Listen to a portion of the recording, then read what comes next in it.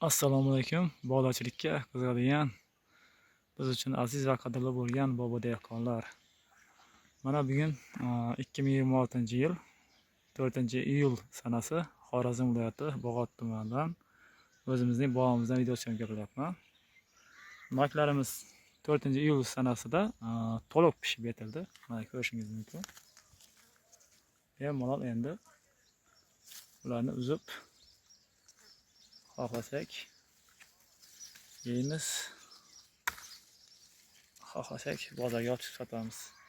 Mana to'liq pishib yetilgan nokimiz.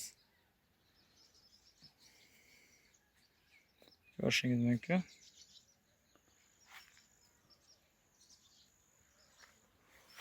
Mevalari to'liq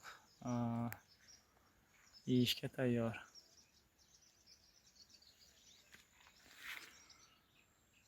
Mana shunaqa svet turadi. Pishib yetilganda rangi sariqroq svetga kiradi.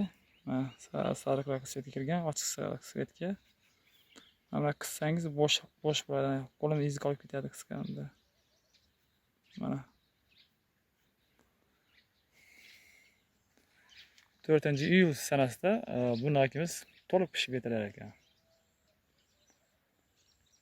Sizlarga tavsiya qilaman bu nokdan ekishlaringizni ko'paytirishlaringizni. Chunki hosildorligi ham zo'r, mevasining yirikligi ham zo'r. Mana ko'rishingiz mumkin. Video ham juda ham chiroyli. Iste'mol qilsangiz suvli, shirin noklardan ham erta pishar. Sizlarga ham shu nokdan ko'paytirishlaringizni tavsiya qilib qolaman. Mana ko'rishingiz mumkin. Pishganida mana shunaqa sariq, ochiq sariq svetga kiradi. Sizlarga ham tavsiya qilaman shundan ko'paytirishlaringizni. Juda ham chiroyli nok. Kelaverasizlar nok yeyishga.